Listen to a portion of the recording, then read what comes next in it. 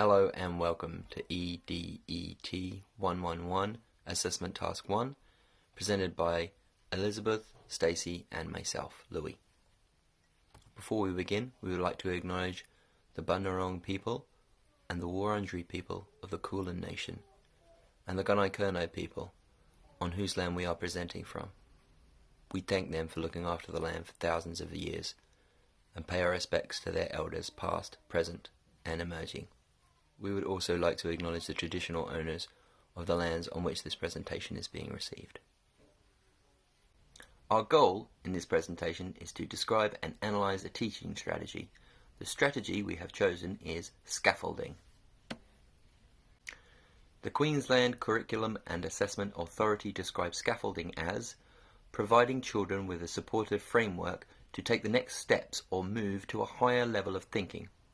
Teachers and educators use their knowledge of children's perspectives, capabilities and interests to break down skills and routines to guide each child. This may also include peers scaffolding each other's learning. It's an intentional teaching strategy, which is an active process that embraces and builds on children's knowledge, perspectives and capabilities and interests, with a goal to extend children's thinking, communication and understanding, and use and adapt strategies for planned and spontaneous learning to suit the individual's learning. How does scaffolding link to theory?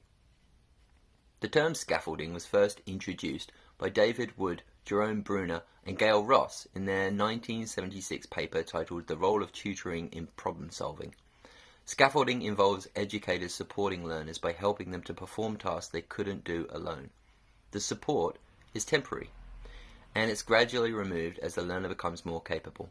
The educator's role in scaffolding is to provide the right amount of support at the right time, such as attracting and maintaining the child's interest, simplifying steps, modelling correct behaviour.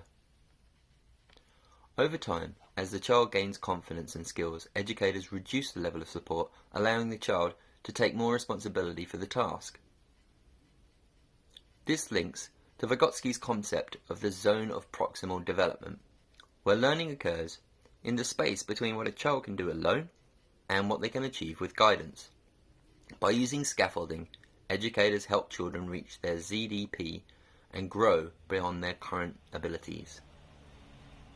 In regards to developing and maintaining a child's interests, a sequence suggests a strong interest generates its own momentum, and, if you let it, that momentum will take both you and the children in all sorts of interesting directions.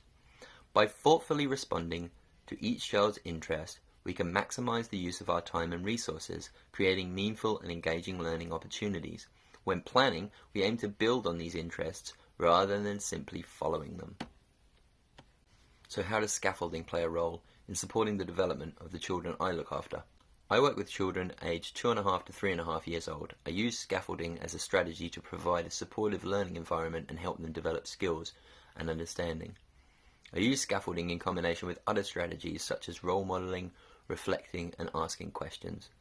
For example, if I observe a child who I know has an interest in Disney movies enter the room and seem unsure of what to do, I might suggest they help me to draw a picture of Elsa and Olaf. Once engaged in discussion with other children at the drawing table, I can remove the support I have provided and move away from the experience. I might come back later and ask questions about pictures created and help the child reflect on the experience. This is an example of using scaffolding in a spontaneous way. It should also be used in planning experiences that anticipate areas in which children will need support. Using knowledge of children's abilities, I am able to plan activities and break them down into small steps for the children to follow, with demonstration if they require. As they develop learning, I am able to use my knowledge of them as learners to gauge how and when to remove the support. To use the Disney movie interest again, I could set up an area with some puppets to represent similar characters and let children explore and play freely with the puppets. I could later join in and help them create some simple stories with their chosen characters. For example, what's Mickey doing today? Or where is Simba going on his adventure? While demonstrating acting out actions like walking, talking or flying. Later we could share on what adventures the characters had had and the children could reflect on their experiences. This is an example of using scaffolding in a planned way.